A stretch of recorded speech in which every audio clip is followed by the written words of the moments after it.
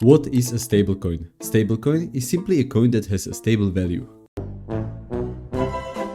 Yeah, but basically that's it. Cryptocurrency where every coin equals $1 and that doesn't change. But with only this knowledge, do you have answers to questions like why we have them or how they maintain a stable price? Don't worry if you don't, I got you brother. But to understand it better, let's start from the beginning. If you are watching this video, I suppose you have some interest in cryptocurrencies. Maybe you even bought some, and for that, you needed to use either centralized or a decentralized exchange. Centralized exchange is probably the first you had in mind. It's something like a bank for crypto. You go there to exchange your US dollars for cryptocurrencies. These are for example Binance, Bybit or Coinbase. However, they have one big problem. All these exchanges are centralized, meaning they are controlled by people and government. And as you may know from studying crypto, everything that is controlled by people is bad. This is also why crypto was created.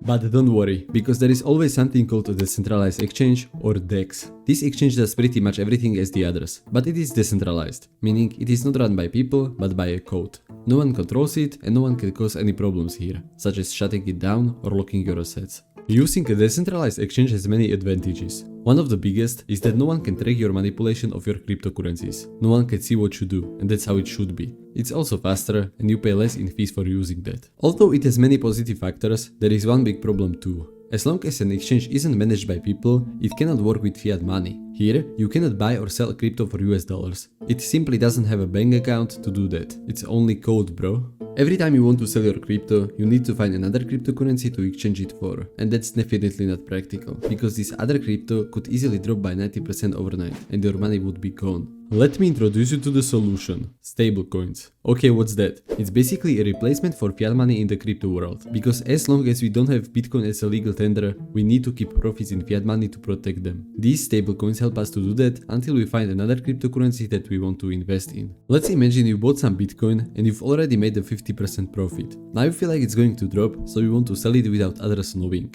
Because if they did, you will need to pay taxes. Yes, you need to pay taxes even when you're not withdrawing money to your bank account. The only way to do that is to exchange your Bitcoin for stablecoins and wait. When the price decreases, you can exchange your stablecoins back to Bitcoin and continue, without paying taxes. That's their use case, to keep your value stable in the crypto space. But how do these stablecoins work? It's really simple. Stablecoins work like a normal cryptocurrency, with only one key difference. Unlike regular cryptocurrencies, their price isn't influenced by buyers and sellers but remains the same. One coin equals $1, and that doesn't change over time. And how is that possible? There are three different ways. First, we have fiat collateralized stablecoins. These stablecoins have fiat currencies backing them. For instance, Tether, with their stablecoin USDT, is backed by US dollar and paired at 1:1 ratio. So if there were 1000 USDT coins created, there should be $1000 owned by Tether. But the problem here is, who will approve this information? This can be a little bit complicated and hard to control. These stablecoins also face the fact that this collateral can be stolen, which would be a big problem for everyone.